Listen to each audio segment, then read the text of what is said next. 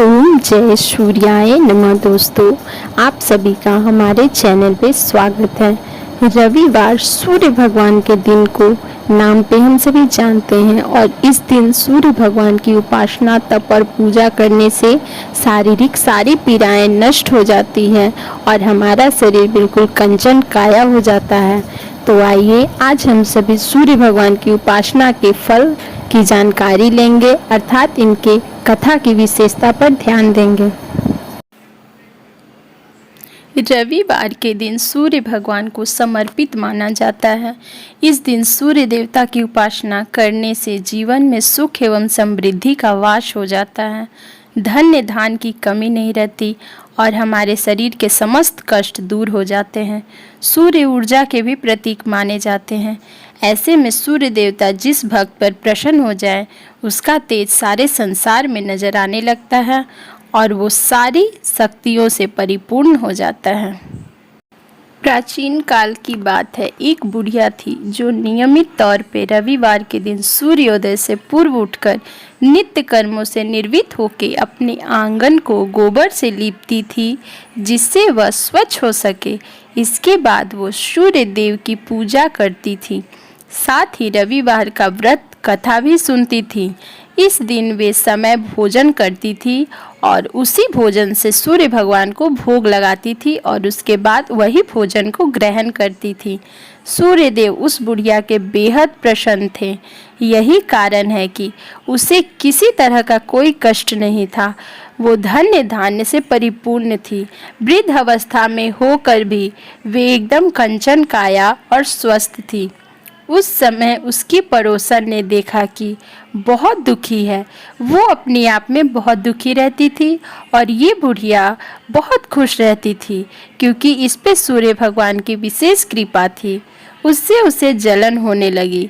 बुढ़िया के घर में गाय नहीं थे, इसलिए वे अपनी पड़ोसन के आंगन गोबर लाने जाती थी क्योंकि उसके यहाँ गाय बंधी रहती थी। पड़ोसन ने बुढ़िया को परेशान करने के लिए कुछ सोचकर गाय को घर के अंदर बांध दिया। अगले दिन रविवार बुढ़िया के आंगन लीपने के लिए बुढ़िया माता को गोबर नहीं मिली। इसके चलते उसने सूर्य देवता को भोग भी नहीं लगाए थे। वो खुद भी भोजन नहीं की थी। पूरे दिन भूखी प्यासी रहीं और फिर सो गईं।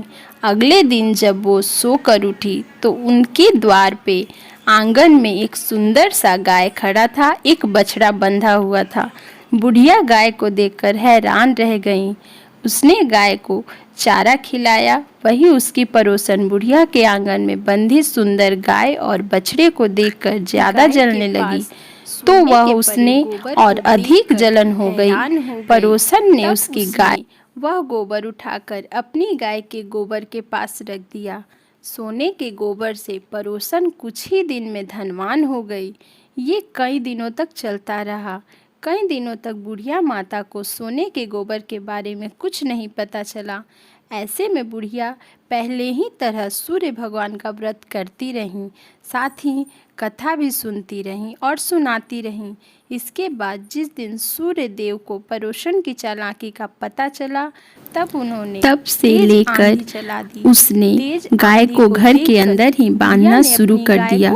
कुछ दिन में बुढ़िया बहुत धनी हो गई। देखकर राजा की सुखी और धनी स्थिति जब राजा ने पड़ोसन जलने लगी, पड़ोसन अपने पति को समझा बुझाकर उसके नगर के राजा के पास भेजा। जब राजा ने थी कि सूर्य देव को उस पर करुणा आई, उसी रात सूर्य देव राजा के सपने में आए और उससे कहे, हे राजन, बुढ़िया की गाय व बछड़ा तुरंत वापस कर दो।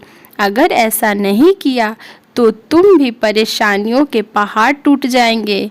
सूर्य देव के सपने ने राजा को बुरी तरह डरा दिया।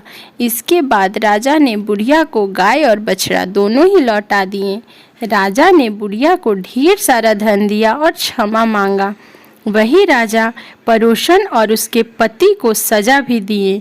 इसके बाद राजा ने पूरे राज्य में घोषणा कराई कि रविवार को हर कोई व्रत किया करेगा।